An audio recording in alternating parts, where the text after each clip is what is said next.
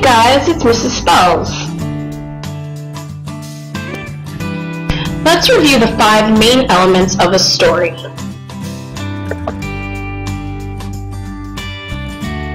Plot: the sequence of events in a story in which each event results from a previous one and causes the next. Setting tells where and when the story takes place.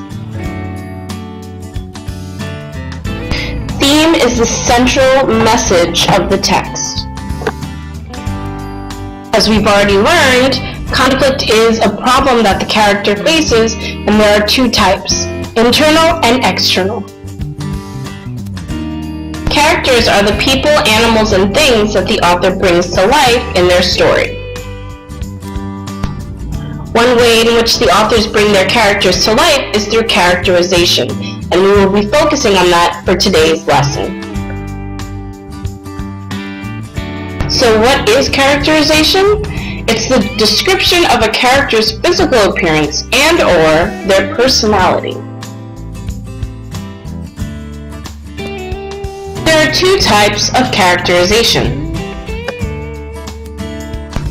One type is direct characterization, which is when the author directly states or describes the character's traits in the text.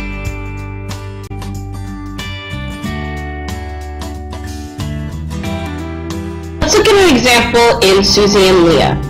When Susie was describing Leah, she said this one girl with 2 dark braids and bangs nearly covering her eyes. This directly tells us that Leah has black hair, she wears her hair in 2 braids, and she has long bangs.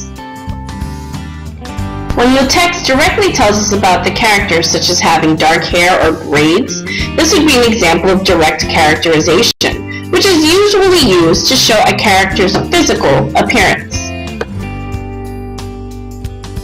Now let's move on to indirect characterization.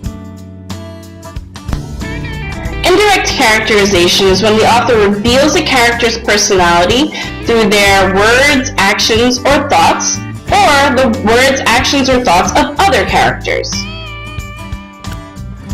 Here's an example of indirect characterization in Papa's Parrot. In the text, it states that Mr. Tillian joked and teased during dinner, showing us that Mr. Tillian liked to joke around and have fun. Thus, we can make an inference that Mr. Tillian has a playful personality.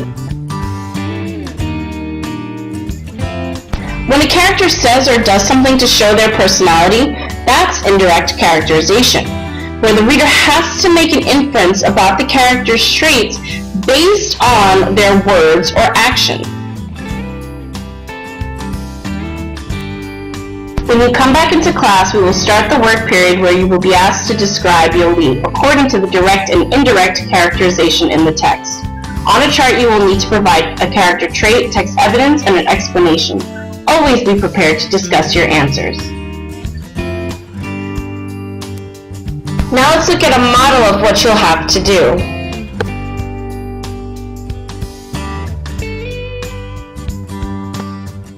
Here is the direct characterization model. A physical character trait for Yoli is that she's thin.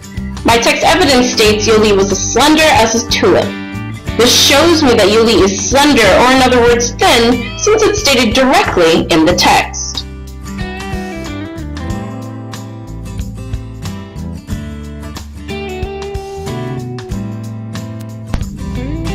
Here's the indirect characterization model.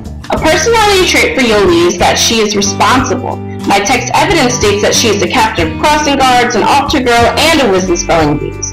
This shows me that Yuli is responsible enough to take on extra tasks and do a good job in completing them. Alright guys, make sure to remember this model when you come into class. You will have this example as well as a character traits list available in class.